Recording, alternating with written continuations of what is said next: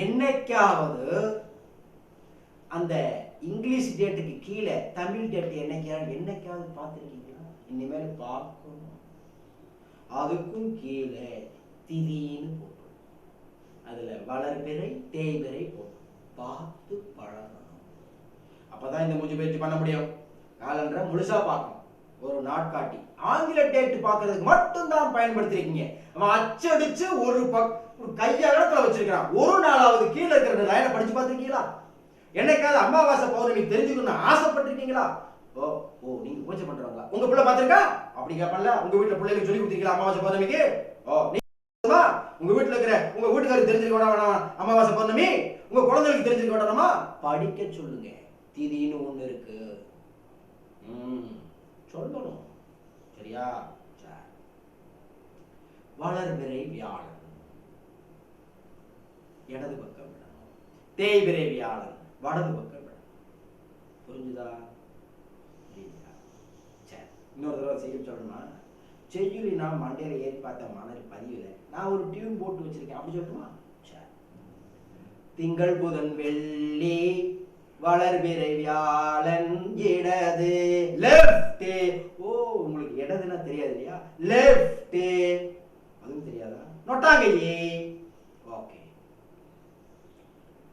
சனி ஞாயிறு செவ்வாய் தேய்பிறை வியாழன் வலது ரைட்டு சோத்து கையே. முடிஞ்சு போச்சு. ஓகேவா? ஓகே. எப்படி செய்யறதுன்னு பார்க்கலாமா? இது பண்றதுக்கு முன்னாடி என்ன தகுதி பார்த்துருக்கிறோம்? நான்வெஜ் சாப்பிடக்கூடாது. இப்ப உதாரணத்துக்கு நீங்க எத்தனை நோய்வாய்ப்பட்டிருக்கிறீங்க? ஏதோ உடம்புல ஒரு பிரச்சனை இருக்கு. நான் சொன்ன பத்தியம் இருக்கு இல்லையா? அதை கொஞ்சம் கடைபிடிச்சுக்கோங்க. அது என்ன? மாமிசம் சாப்பிடக்கூடாது, காபி டீ குடிக்கக்கூடாது, இட்லி மாவு 2 நாளைக்கு சாப்பிடக்கூடாது. அதே பத்தியம் தானே? அதே தான் இருக்கும். உங்களுக்கு முடியல, ஏதோ ஒரு பிரச்சனை வச்சுங்க. என்ன பிரச்சனை வச்சுங்க. தூக்கம் வரல, பிபி இருக்கு, சுகர் இருக்கு, என்ன கருமாயமே இருந்து தொடச்சிட்டு போட்டு ஒவ்வொரு பேர் வச்சிருக்கிறாங்க. நமக்கு அதெல்லாம் வேண்டியது இல்லை. என்ன நோய்களை பத்தி நிறைய தெரிஞ்சு வச்சுப்பாங்க, ஆரோக்கியத்தை பத்தி நிறைய தெரிஞ்சு வச்சுக்கணும். அதனால இது தெரிஞ்சு வச்சுக்கணும். இப்ப பத்தியம் கடைபிடிக்கிறீங்க. இப்போ சந்திர கும்பகம் கொஞ்சம் பண்ணுங்க. கொஞ்சம் கொஞ்சமா தெம்பு வரும். சரியா? எந்த கிழமையில எப்படி வரும்னு பார்த்து கும்பகம் 4 பங்கு விட முடியல, கவலைப்படாது. அது எவ்வளவு நிறுத்த முடியுமோ அவ்வளவு நிறுத்திக்கங்க. 2 பங்கு விடுறதுக்கு முயற்சி பண்ணுங்க. 2 பங்கு விட முடியல, கும்பகம் நிறுத்த முடியுது. இப்ப 4 கவுண்ட் உள்ள இழுக்கிறீங்க, கொஞ்ச நேரம் நிறுத்திருக்க. 2 பங்கு விட முடியுது. ஓகே. இப்ப அதே மெயின்டைன் பண்ணிட்டு கும்பகத்தை கொஞ்சம் கொஞ்சமா ரைஸ் அப் பண்ணுங்க. 4 பங்கு வர்ற வரைக்கும் சந்திர கும்பகம் மட்டும் பயிற்சி பண்ணுங்க. சரியா? எப்படி பண்ணணும்? இப்படி வச்சுக்கணும். இந்த கை இப்படி வச்சுக்கணும். இப்படி இருக்கணும்.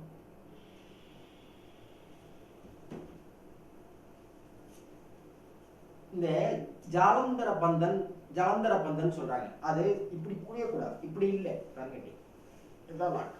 லேசா நெஞ்ச நிமித்தம், லேசா கொஞ்சம் வயிறு, அவ்வளவுதான். இவ்வளவுதான் லாக். ஓகேவா? ஆடி போச்சு. இப்ப 4 கவுண்ட், 4 பங்கு நிறுத்தணும். முடியலன்னா கவலைப்படாதீங்க. கிழமை பாரியா பாத்துக்கங்க. நான் இன்னைக்கு இந்த பயிற்சி பண்றேன்னு இன்னைக்கு ஞாயிற்றுக்கிழமைனால கட்டவரில் ஓப்பன் பண்ணிக்க. வலது பக்கம் விட போறேன். 2 பக்கம் அப்படி விட்டு கையை எடுத்துட்டு ஒரு சுவாசமோ 2 சுவாசமோ அப்படியே கொஞ்சம் கேஸ் வாங்கிட்டு மூச்சை விட்டுட்டு அடுத்த ரவுண்ட். புரியுதா? புரியுங்க. இன்னொரு முறை பாருங்க.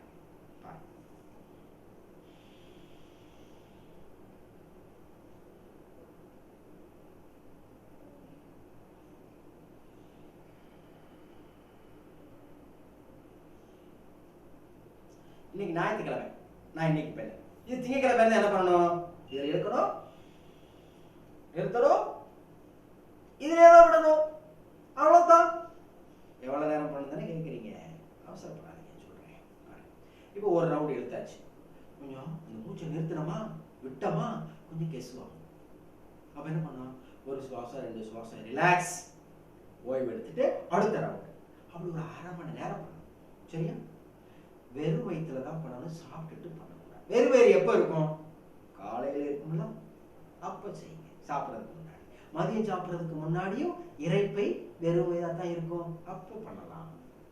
சாயந்தரம் ஆனவன உங்களுக்கு பசிக்குங்களா? நைட் சாப்பாடு அப்ப காத்த குடிங்க, பசிக்காது. சரியா? செஞ்சு பாருங்க,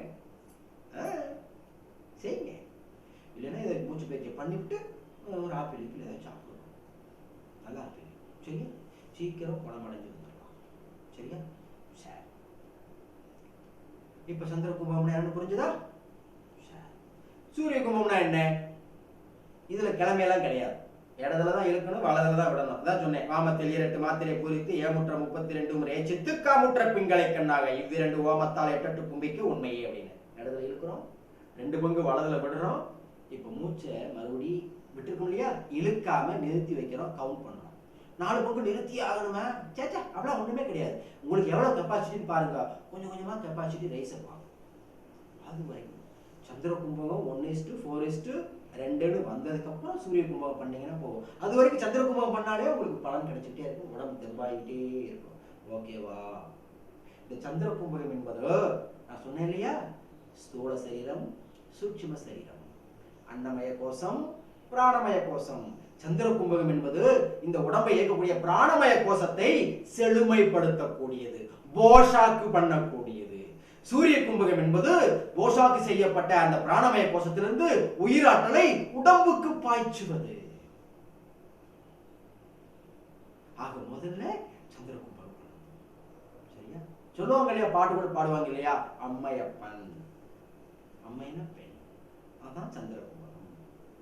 சந்திரன்னா பெண்ணான்னு கேட்காதீங்க, படத்துல ஆண் பார்த்துருப்பீங்க. சந்திரன் திங்கள் அதனால பெண். சரிங்களா? சந்திரக்கலை, சக்தி கலைன்னு பேரு. சந்திர கும்பகத்துக்கு சக்தி கும்பகம் கூட சொல்லலாம். சரியா? சூரிய கும்பகத்துக்கு ஆண் அப்படின்னு அர்த்தம். அதான் அம்மை அப்ப. இந்த அர்த்தநாரீஸ்வரர் பாத்தீங்களா, இடது பக்கம் பார்வதி தேவியார், வலது பக்கம் சிவபெருமான் இருப்பாங்க. ஆக வலது நாடி என்பது சிவநாடி, இடது நாடி என்பது சக்தி நாடி. சக்தி கும்பகத்துக்கு இன்னொரு பேரு சந்திர கும்பகம். சந்திர கும்பகம் என்பது பெண் தன்மை உள்ளது. ஆக முதல்ல என்ன ஃபர்ஸ்ட் ப்ரிஃபரன்ஸ் யாருக்கு கொடுக்கணும்? சட்டசபையில் இல்லை, இங்கே. அங்கே வேற, இங்கே முதல்ல சந்திர நாடி தான் இயக்கணும். சரியா? சந்திர கும்பகம் பண்ணி அதில் 1:4:2 பண்ணிட்டீங்க அப்படின்னா, அதுக்கப்புறம் இது ஒரு அரை மணி நேரம் பண்ணீங்கன்னா, அது ஒரு 10 நிமிஷம், 40 நிமிஷம் பண்ணீங்கன்னா ஜம்முன்னு வந்துடும் உங்க உடம்பு. சரியா? ரைட். ஏதாவது கேட்கணுமா? அப்படி இந்த டாபிக் முடிச்சிடலாமா? இதை தாங்க சொல்றாரு திருமூலர். என்ன சொன்னாரு? வழி முதலாய் வகுத்த 3 சொன்னாரா, மிகினும் குறையினும் நோய் செய்யும் நூலோர் வழி முதலாய் வகுத்த 3. அந்த 3மே எதாலானது? அந்த 3 என்னன்னது? காத்து, நெருப்பு, நீர். அந்த 3ம் எதாலானது? எல்லாமே வாயுக்களால் ஆனதுதான். அந்த வாயுக்கு இன்னொரு பேர் என்ன? வலி. இதுதான் திருமூலர் சொல்றார், வலியினை வாங்கி வயத்தில் அடக்கி பழிமுத்து காயும் பழுக்கினி மிஞ்சாம். அதை எப்படி வயத்துல வாங்கி அடக்குறதுங்கிறத இப்ப நான் சொல்லிட்டு இருந்தேன். புரிஞ்சுதா? இப்ப ஆரோக்கியத்துக்கு பெரியவங்க நீங்க பண்ணிருவீங்க, குழந்தைங்க என்ன பண்ணும் தெரியல. சொல்லித்தரவா? தெரிஞ்சுக்கிறீங்களா? இப்படி நீங்க பிராணாயாமம், சந்திரக்கலை, சூரியக்கலையை இயக்கி உங்களை வளப்படுத்திக்கிறீங்க. குழந்தைகளுக்கு இதெல்லாம் சௌரியப்படாது இல்லையா? ஒரு 2 வயசு குழந்தையா இருக்கும், 3 வயசு குழந்தையா இருக்கும். என்ன பண்ணுவீங்க? அதெல்லாம் பிராணாயாமம் பண்ண சொல்லுவீங்களா? அது பிராணசக்தியோட நல்லா இருக்கணும்னா நீங்க பண்ணி பவர்ஃபுல் பண்ணிக்கோங்க. சரியா? ஓகே. இந்த வீடு இருக்குல்ல, வீடு வீடு வீடு வீடு வீடு வாடகை வீடா இருந்தேன்னு, சொந்த வீடா இருந்தேன்னு, இருக்கிறவங்களுக்கு ஒரு வீடு, இல்லாதவங்களுக்கு பல வீடு. 500 ரூபா கூட கொடுத்தா அடுத்த வீடு, 1000 ரூபா கூட கொடுத்தா புது வீடு, 5000 ரூபா கூட கொடுத்தா கேட்டு வச்சு தனி வீடு. வாங்க நீங்க சொந்த வீடு, சொந்த வீடு. அது உங்க சௌரியம், இருந்ததுன்னா வச்சுக்கோ. அதான் இருக்கு 2-3 வீடு இருந்து இருக்கிறவங்களை சொல்ல பண்ணாங்க.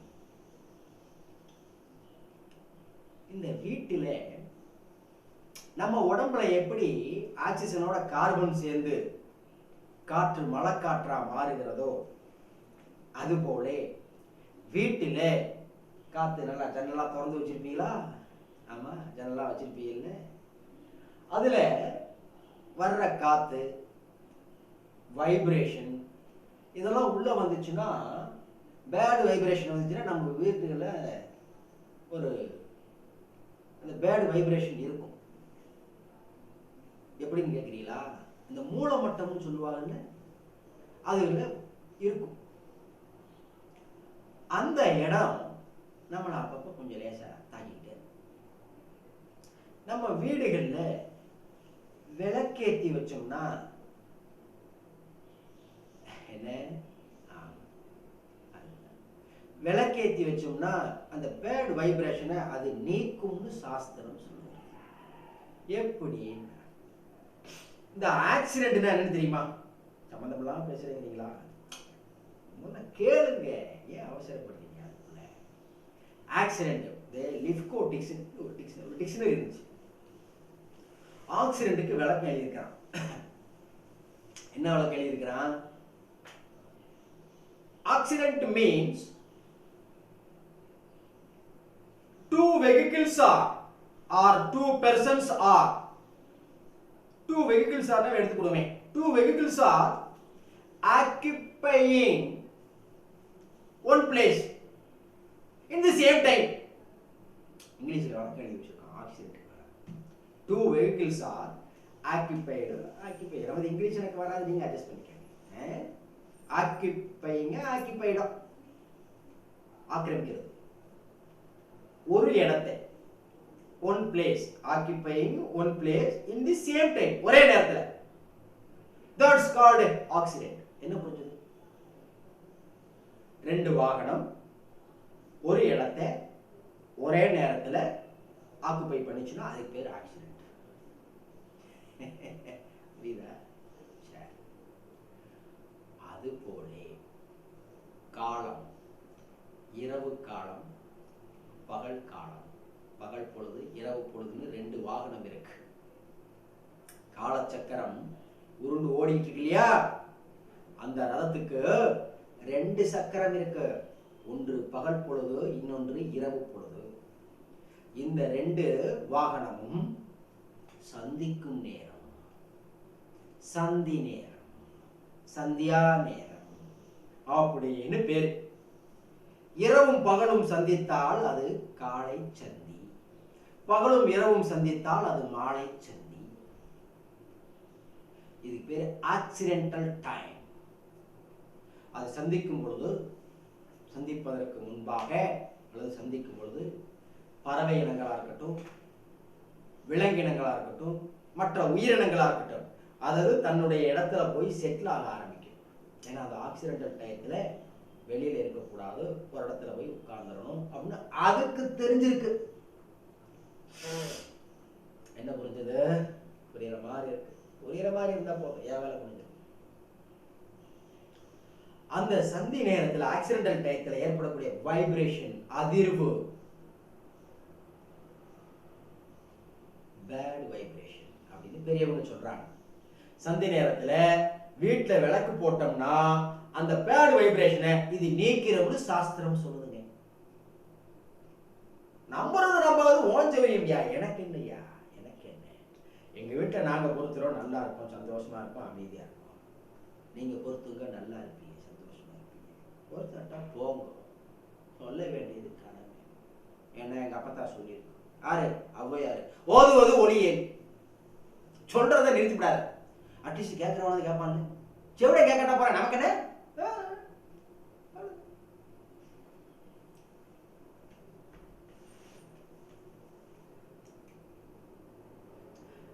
அந்த பேட் வைப்ரேஷன் அதை நீக்கிடுமாமா. நீங்க அந்த நேரத்துல பாத்தீங்கன்னா பெருசு, எங்க இந்த ஒரு கிராமம்ங்க, எங்க அம்மா எல்லாம் படிக்கலைங்க, எங்க அப்பாவும் படிச்சது இல்லைங்க. அம்மா பசிக்குதுமான்னு ஒரு 5:30-6 மணிக்கு சொன்னா பொழுது அடையட்டும்டா, ஒரு 7 மணியாவது ஆகட்டும்டா அப்படின்னு. அந்த நேரத்துல சாப்பிடக்கூடாதாம்மா. இப்போ அந்த நேரத்துலதான் சாப்பிடுதாங்க. என்ன சாப்பிடுதாங்க? காளான், பேல் பூரி, டீ, டிஃபின், சூடா பஜ்ஜி, இதெல்லாம் அப்பத்தான் சாப்பிடுறாங்க. ஸ்நாக்ஸ் ஆக்சிடென்டல் டயத்துல. இது எப்படி இருக்கு? ஆரோக்கியம் அப்புறம் கேள்விக்குரியத்தான. இது உங்க சௌரியம். ஆக அந்த ஆக்சிடென்ட் டயத்துல ஏற்படக்கூடிய பேட் வைப்ரேஷனை வீட்டுக்குள்ள நுழைய விடாம விளக்கேத்திட்டீங்கன்னா வீட்டுக்குள்ள வந்தா கூட அதுல தகர்த்து எரிக்கப்பட்டுருவோமா. அந்த தகர்த்து எரியறதுக்கு விளக்கு ரெண்டு இருக்கணும், ஒன்று இருக்கக்கூடாது. சாஸ்திரம் நவில்கிறது. ஏகவர்த்தியம் வியாதேர் திரிவர்த்தியம் தனசம்பதா திரிவர்த்தியம் தரித்திரதா. ஒத்த சூழல் போடாது. பாருங்க, நான் இந்த போன டிவிடியில சொல்லியிருப்பேன், கண் நாடி பார்த்து பொட்டு வைக்கணும். கண்ணாடி பார்த்து பொட்டு வச்சா பலன் தெரியாது எப்படி என்பது போன டிவிடியில பேசுங்க, பார்த்துக்கோங்க. அது போல ரெட்டத்திரி போடணுங்கிறது சாஸ்திரம் எல்லாத்துக்கும் தெரியும். இந்த ரெட்டத்திரி என்ன பண்ணுவோம் தெரியுமா? ரெண்டையும் இப்படி ஒன்னா திரிச்சு அப்படி திருவி ஒரு சுடரை ஏற்றிடுவாங்க. இது பேர் ரெட்டத்திரியாமா. ஒரு சுடர் இருந்தா இதுக்கு பேர் ஏகவர்த்தின்னு பேர். ஏகவர்த்தியம் வியாதேர். மனதளவுல வீட்டுல யாரும் சந்தோஷமா இருக்க மாட்டீங்கோ. திவிவர்த்தியம் தனசம்பதா. ரெண்டு சுடர், ரெண்டு விளக்கு. இல்ல காமாட்சி விளக்கு ஒண்ணுதான் இருக்கு, ஒண்ணுதானே கொடுத்து விட்டாங்க, ஏன் ஒண்ணு வாங்க முடியாது? அவனால சீரு கொடுத்தது ஒண்ணு, நீ ஒண்ணு வாங்கி வச்சுக்குவேன். ஏற்கனவே அந்த வீட்டுல அந்த மாதிரி கொடுத்துருக்கும்ல, அதை ஒண்ணு எடுத்து வச்சுக்குவேன். மாமியார் விளக்கு மருமக விளக்கு பக்கத்துல வச்சா எரியாதா? ரெண்டையும் வச்சு பத்த வைக்கும். இல்லாட்டா ஒண்ணு வாங்கிக்கோங்க, குறைஞ்ச விலை தான். மாசம் கேபிள் டிவி எவ்வளவு காசு கொடுக்குறீங்க, ஒரு விளக்கு வாங்க முடியாது? வாங்கி வச்சு. துவிவர்த்தியம் தனசம்பதா. இந்த ரெண்டு விளக்கு ஏத்தி வச்சு ரெண்டு சுடர் இருந்ததுன்னா இதற்கு பேரு தீபச்செல்வி. தீபச்செல்வி. இந்த தீபச்செல்வி மெச்சூரிட்டி காலம் வரும்போது அதுக்குரிய தேவதை வருவாங்க. பெரியவங்க சொல்றாங்க, 5 திரி போட்டீங்க, 4 போடக்கூடாது, 3 போடக்கூடாது, 5 போடலாம், 6 போடலாம், 7 8 10 போடலாம். 1 போடக்கூடாது, 3 4 போடக்கூடாது. இதை ஞாபகத்தில் வச்சுக்கோங்க, சரியா? ஓகே. 7 போடுறதா எனக்கு தெரியல, 8 போடுவாங்க. டிரைவிங் லைசன்ஸுக்கு நான் சொல்லலைங்க, விளக்கு சுடருக்கு சொல்லிட்டு இருக்கேன். 9 ஏத்துவாங்க நவக்கிரகங்களுக்குன்னு சொல்லிட்டு.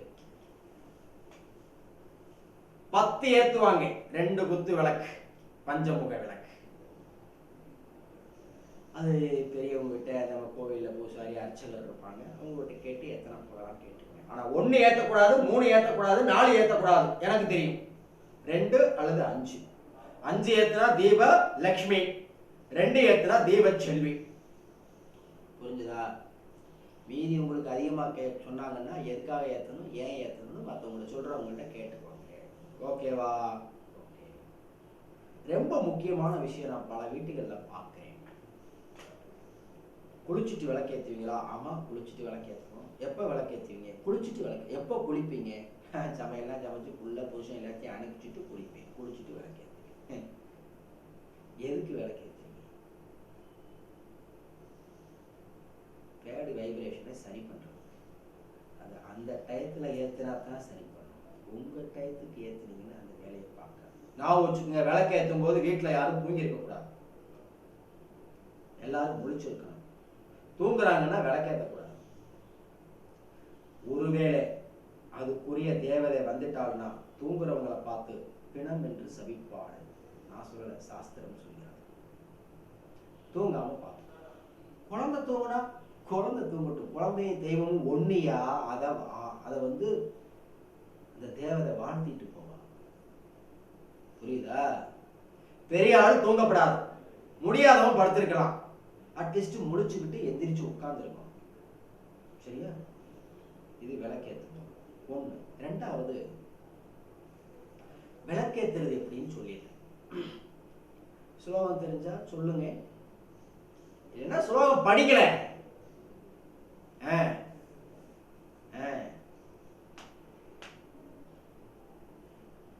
படிங்க, தெரிஞ்சுக்கோ. இந்த குழந்தைக்கு சோறு போடுறது இருக்கு, நாய்க்கு சோறு போடுறது இருக்கு. நாய்னா என்ன தெரியுமா? தெரியும். சேய்னா என்ன தெரியுமா? தெரியும். என்ன தெரியும்? சேய்னா குழந்தை. Good, very good, very good. தாய்னா என்ன தெரியுமா? அம்மா. குட், பரவாயில்லையே. தமிழ் நிறைய தெரிஞ்சு வச்சிருக்கீங்க, very good, very good. English medium படிச்சா கூட தமிழ் வார்த்தை நிறைய தெரிஞ்சு வச்சிருக்கீங்க, very good, very good, very good. தாய் தன் சேய்க்கு சோறு போடும் பொழுது, அன்னமிடும் பொழுது, அது உண்டு முடிக்கும் வரை பார்த்து கொண்டிருப்பாள்.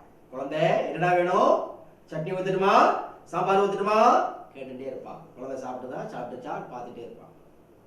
அது போல நாய்க்கு சோறு வைக்கும் பொழுது நாய் சாப்பிட்டுச்சான்னு யாரும் பார்க்க மாட்டாங்க, போட்டுட்டு வந்துடுவாங்க.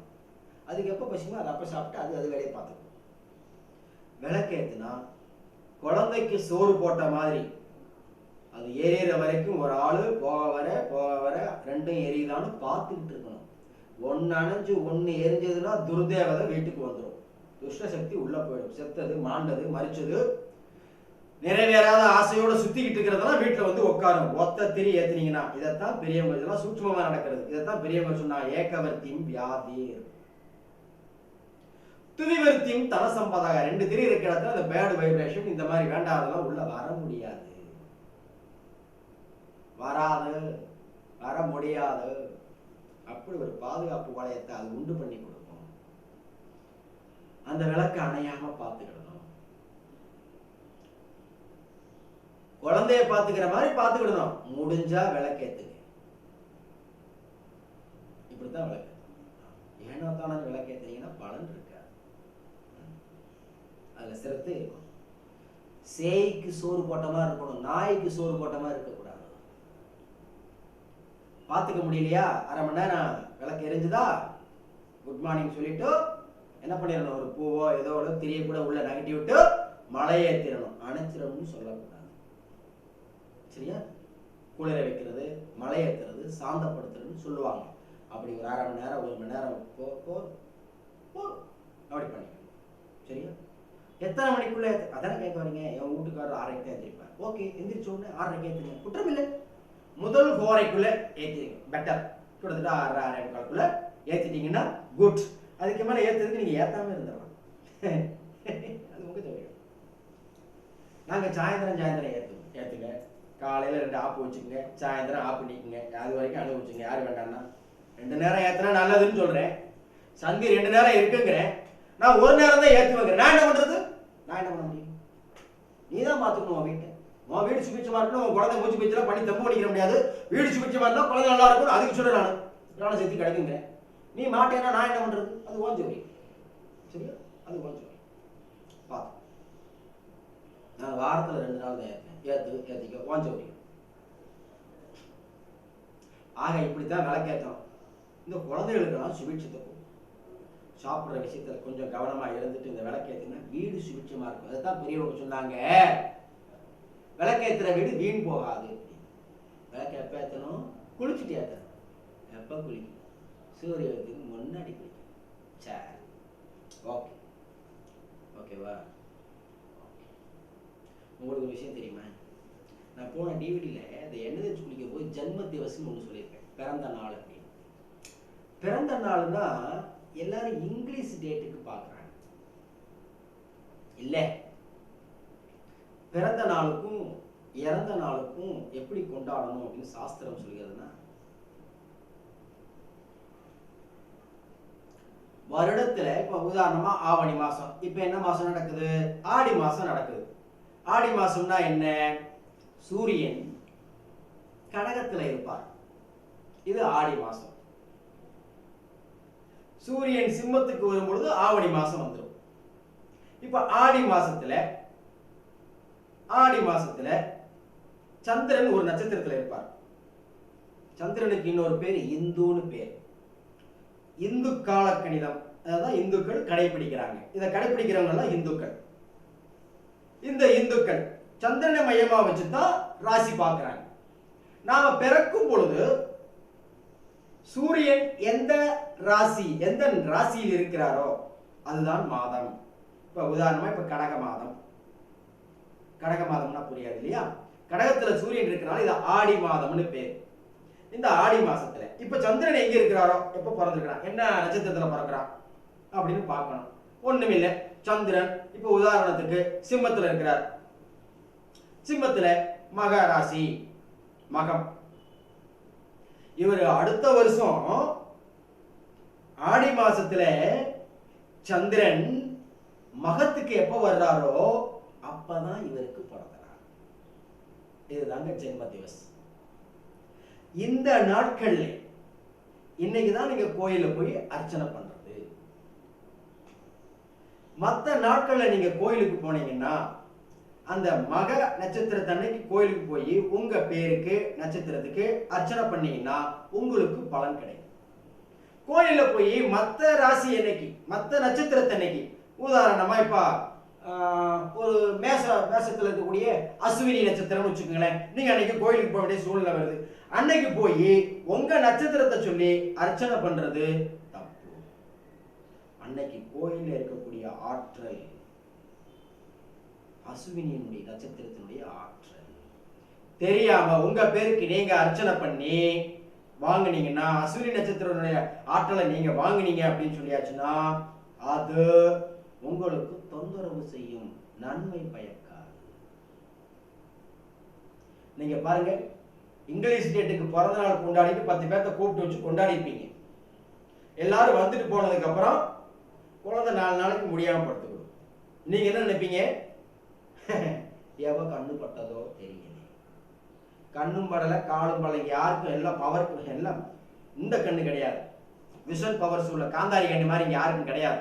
எல்லாம் கண்ணாடி போடுற கண்ணா தான் இருக்கு, பாதி கண்ணு இல்லைன்னா நொல்ல கண்ணா தான் இருக்கு. இந்த கண்ணுல இருந்தெல்லாம் ஒன்றும் படாது, புரியுதா? அந்த கண்ணு படாது, ஒன்றும் படாது. வேண்டாத நட்சத்திரத்தை அன்னைக்கு வேண்டி வாங்கி ஏத்திக்கிட்டது, புரியுதுங்களா? இந்த ஆற்றல் இந்த உடம்பு ஸ்டோரேஜ் ஆகாது, இந்த உடம்பு 4 நாளைக்கு முடியாம போகுது. இதனாலதான் கண்ணு பட்டுச்சு நீங்க சொல்லிட்டு இருப்பீங்க, அது உங்களுடைய அறியாமை, அது உங்க சமாச்சாரம். ஆக பிறந்த நாள் கொண்டாடுவது என்பது சூரியன், நம்ம ஜாதகத்துல சூரியன் எங்க இருக்கிறாரோ அந்த மாதம், அது ஆடி மாதம். இப்ப ஆடி மாதம், போன மாசம் மிதுனத்துல இருந்தார், ஆணி மாதம் அப்படின்னு பேர். அப்ப சந்திரன் எந்த ராசியில் இருக்கிறாரு? நம்ம ராசிக்கு வந்துட்டாரா? அன்னைக்கு தான் பிறந்த நாள். இதுக்கு பேர் ஜென்ம திவஸ், இது பேர் ஜென்ம திவஸ். இந்த விஷயத்தை அந்த சப்ஜெக்டோட கோர்த்துக்கோ. கோயிலுக்கு போனீங்கன்னா வேற நட்சத்திரத்தை அன்னைக்கு ஃப்ரெண்ட்ஸோட போறீங்க, நீங்க போற எல்லாருக்கும் அன்னைக்கு அதே நட்சத்திரமா உங்க நட்சத்திரமா இருக்காது. அப்ப என்ன பண்ணணும்? சாமி பேருக்கு அர்ச்சனை பண்ணிட்டு வந்துடணும்.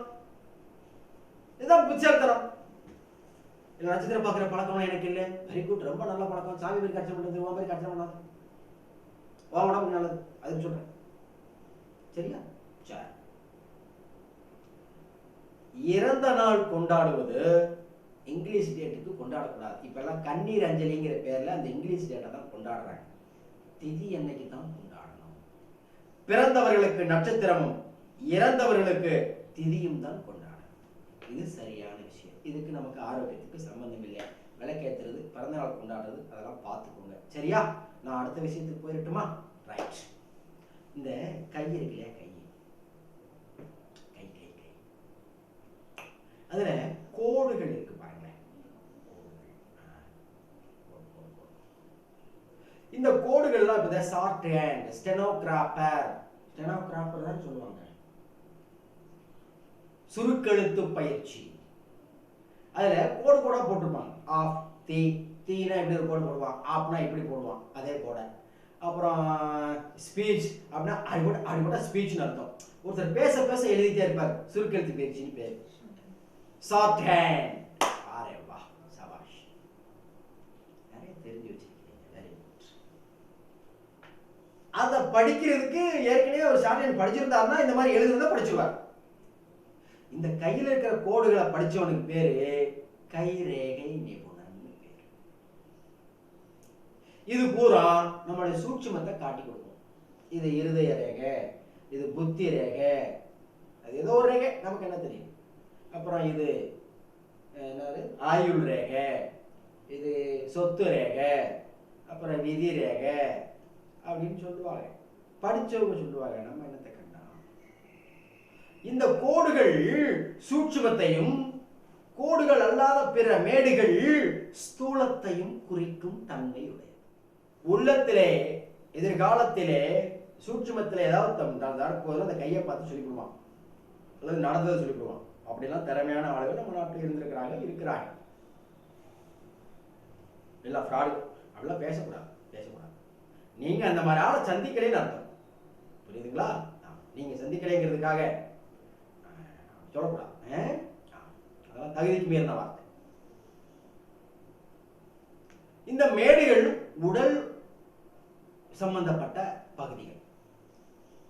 நம்ம உடம்புல எங்கேயாவது பிரச்சனை இருந்ததுன்னா இந்த இடங்கள்ல பதிவாகி இருக்கும். உதாரணத்துக்கு பாருங்களேன், இந்த பேக் பெயின் சொல்லுவாங்க. இந்த இடத்துல பதிவாயிருக்கும். இந்த பக்கவாட்டுல டிக்கில லெஃப்ட் சைடு வச்சுக்கோங்களேன், இந்த மோதிர விரலுடைய மேட்டுக்கு கீழே அந்த ரெக்கார்ட்ஸ் இங்க பெயின் இருக்குன்னா இங்க பதிவாயிருக்கும். இதெல்லாம் எதுக்குங்க, எங்க பதிவா இருந்தா நமக்கு என்ன? உடல் சம்பந்தப்பட்டது. விளக்கேத்தி அரை மணி நேரம் பாட்டு பாடி கை தட்டினோம்னா அந்த பகுதியெல்லாம் சூடேறிச்சுன்னா அந்த பெயின் எல்லாம் பிராம சரியா போயிடும். இதுக்கு தான் பஜனைன்னு ஒண்ணு வச்சான். எப்படி? அயோத்தியவாசி ராம் ராம் ராம் தசரத நந்தன ராம், அயோத்தியவாசி ராம் ராம் ராம் தசரத நந்தன ராம், பதித பாவன जानकी जीवन, पतित पावन जानकी जीवन, सीता मोगन राम, सीता मोगन राम, जानकी जीवन राम, सीता मोगन राम, जानकी जीवन राम, अयोध्यवासी राम राम राम दशरथ नंदन राम அப்படின்னு பஜனை தட்டி கையை தட்டுனா இந்த உள்ள ப்ராப்ளம் எல்லாம் சரியா போகும்னு சாஸ்திரம் சொல்லுது. நம்ம நாட்டுல சாம்பலுக்கு மார்கழி மாசம் செஞ்சுக்கிட்டு இருக்காயா. நல்லா இருக்காயா. ஆச்சாரம், ஆரோக்கியம். இந்த ஆரோக்கியம் என்பது